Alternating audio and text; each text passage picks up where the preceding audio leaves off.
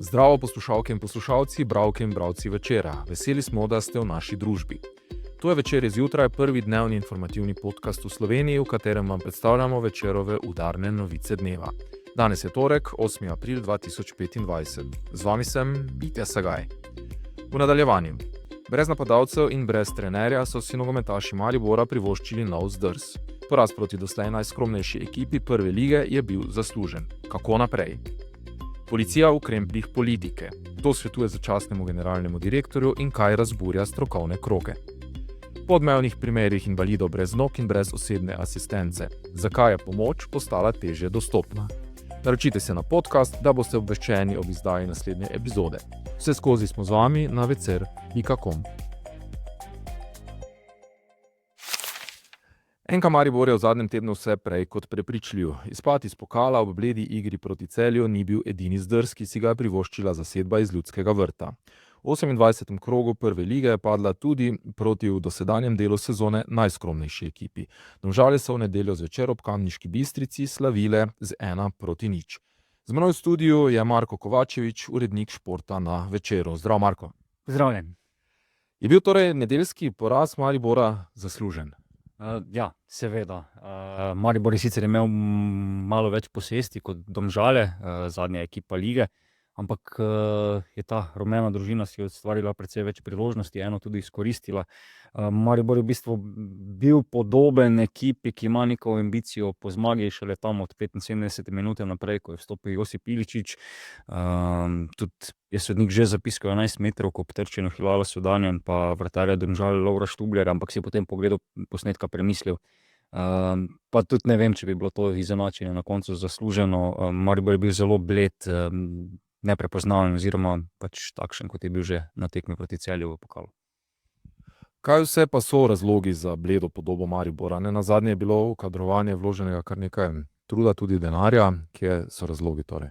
Zdaj, če poslušamo Aleksandra Radosavljevića, pomočnika trenerja, ki je nadomeščal obolelega Boštjana Cesarja v Domžalah, so glavni razlogi v tem, da je Mariboru manjkalo nekaj pomembnih igralcev. Ni bilo Benjamina Teteha, se pravi najboljšega napadalca te sezone, tudi njegove zamenjave, Kaja Merilota, poškodoval se je tudi Pio Širvis, ampak poglejmo potem na drugo stran, tudi Domžalam so manjkali številni pomembni aduti.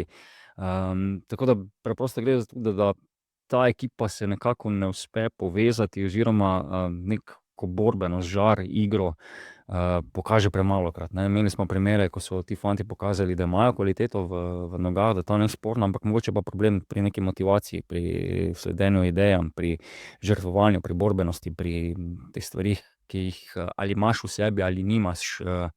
Tako da ja, Maribor je bil to pomlad že kdaj videti dobro, ampak so pa potem hitro prišle neke tekme, ko je bil povsem neprepoznaven in zdaj je tudi zbudil navijače. Viole so se v nedeljo prvič po dolgem času malo bolj ostro odzvale, poklicale nogometaše na zagovor. Nogometaši pa pravijo, da je to povsem razumljivo. Razlika za prvim mestom se povečuje. Imajo vijoličasti sploh še kakšno možnost za naslov? Ja, matematika sicer še marsikaj dopušča. Maribor bo v tej sezoni igral še 9 prvenstvenih tekem, recimo eno več kot Olimpija, ker še mora igrati tiste zaostalo tekmo proti Nafti. Torej 27 točk je še na mizi. Zaostanek je 12 točk. Zdaj teorija je, ampak podoba na igrišču pa trenutno priča o nečem povsem drugem. Tako da jaz ne bi podpisal, da bo Maribor resno kandidiral za naslov. Čisto drugače je, kot je bilo še manj kot mesec nazaj, ko je Maribor na večnem derbiju v bistvu se približal Olimpiji samo na 3 točke zaostanka, potem pa v bistvu podrl vse, kar si je zgradil na tisti tekmi vseh tekem. Se torej glede na trenutne razmere že komu v klubu trese stolček? Zdaj pač snemamo v ponedeljek popoldan, ko bodo poslušalci to poslušali, mogoče se že zna zgoditi kakšna sprememba, ampak ja, najbolj očitna tarča je ob nekih krizah in porazih v vsakem nogometnem klubu trener. Zdaj, če pogledamo delo Boštjana Cesarja, je prinesel neke nove ideje v klub. Ima tudi malo več kredita, kot ga je imel njegov predhodnik. Ante Šimundžo so novi odločevalci v Ljudskem vrtu, se pravi iz kroga Adžuna Ilidžalija, turškega investitorja, odslovili potem, ko si je v ligi privoščil 2 poraza, oba proti Celju. Sicer je tudi izpadel iz Evrope, ampak vseeno pač odnesli so ga ti porazi proti Celju. Boštjanu Cesarju pa je zdaj, če upoštevamo tega zadnjega v Domžalah, ker sicer ni bil na klopi, ima zdaj 4 ligaške poraze, izpadel je iz pokala, tako da tukaj se mogoče lahko začnemo spraševati, ali bo do konca sezone klub vztrajal z Ljubljančanom na klopi. Po drugi strani pa tudi treba vedeti, da v tej novi realnosti NK Maribor, ko ima glavno besedo turški kapital, stvari ne tečejo tako hitro, ne. Počasi se je kadrovalo, ne, tako jeseni oziroma poleti kot zdaj v zimskem prestopnem roku so okrepitve, tiste kapitalne oziroma ki naj bi bile kapitalne okrepitve, prihajale relativno pozno. Ko je odhajal Ante Šimundža, se je kar nekaj dni čakalo potem v bistvu na prihod Boštjana Cesarja v Ljudski vrt. Nenazadnje, ko je klub končal sodelovanje z prejšnjim športnim direktorjem Markom Šulerjem, je tudi trajalo, mislim, da skoraj 1 mesec, da je potem Mihael Mikić uradno postal športni direktor, tako da zdaj nekih res ekspresnih, revolveraških potez, glede na to, kar so do zdaj pokazali ti odločevalci, ne pričakujem.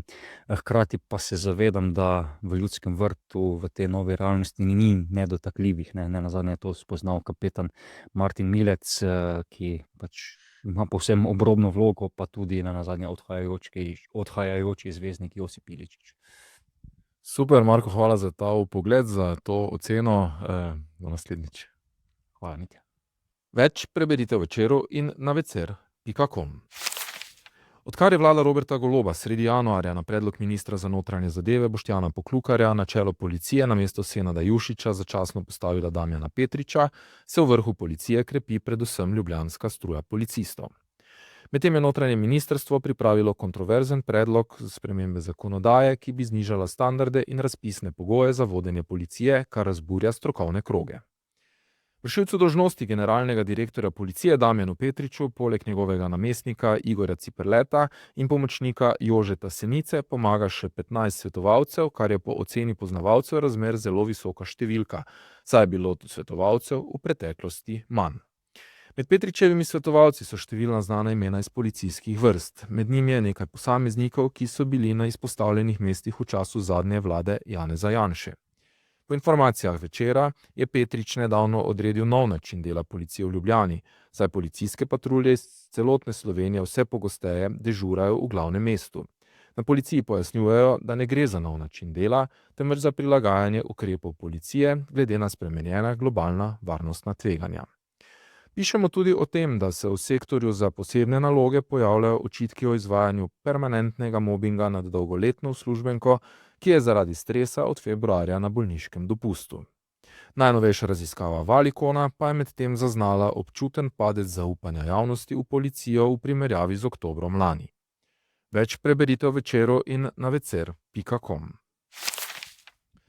V preteklih tednih smo v Večeru objavili več zgodb obupanih ljudi, ki imajo očitne zdravstvene težave, zaradi katerih bi potrebovali pomoč, pa do nje niso upravičeni. Zavrnitve osebne asistence se v zadnjih letih namreč vrstijo in so veliko pogostejše kot na začetku uvajanja sistema. Leta 2019 so denimo pozitivno odločbo izdali v 86% primerov, lani pa le še v 40%. Zato smo preverili, kje so razlogi za to. Prvo leto je bilo upravičencev 311, leto zatem 1209, zdaj jih je že okoli 4000. Skladno s tem so se povečali izdatki za državni proračun začetnih 34 milijonov na okoli 200 milijonov evrov. Za leto 2025 je za namen financiranja storitev osebne asistence predvidenih 226,4 milijona evrov. To močno presega nujen predviden obseg ob sprejetju zakona, ki je predvideval letne izdatke proračuna v znesku 8 milijonov evrov. Da je zgodb za vrnitev veliko in da se pogosto sprašuje o ustreznosti kriterijev, pravi tudi Nika Kovačec, strokovna vodja pri osebni asistenci Vita Aktiva, ki je eden od izvajalcev te storitve. Kovačec navede nekaj konkretnih primerov, predvsem pa izpostavlja, da so danes ljudje upravičeni do malega števila ur asistence ali pa asistence sploh ne dobijo. Tudi Računsko sodišče je ugotovilo, da je bilo izvajanje osebne asistence od začetka leta 2021 do 30. junija 2023 le delno učinkovito. Opozarjajo, da je imel zakon več nejasnih določb, ki so dopuščale, da je osebna asistenca postala dostopna širšemu krogu uporabnikov, kot je bilo to predvideno ob sprejetju zakona. Zelo pa se je spremenil tudi sistem ocenjevanja za pravico do osebne asistence. Več preberite v Večeru in na večer.com. To je bil večerodnevni podcast Večer zjutraj 8. aprila 2025. Z vami sem bil Mitja Sagaj. Kakovostno novinarstvo lahko podprete, da se naročite na tiskani in spletni Večer, postanete naš sledilec in bralec na družbenih omrežjih, naročnik naših podcastov in newsletterjev. Tako boste podprli novinarstvo, ki prinaša avtentične vsebine, ki jih pripravljajo naši novinarji in jih drugje ne boste našli. Želimo, da razumete, kako se vrti svet. Želimo vam odstreti vpogled v čas in prostor, v katerem živimo. Veseli bomo vaših komentarjev, pobud in kritik na različnih kanalih. Naročite se na Večer zjutraj.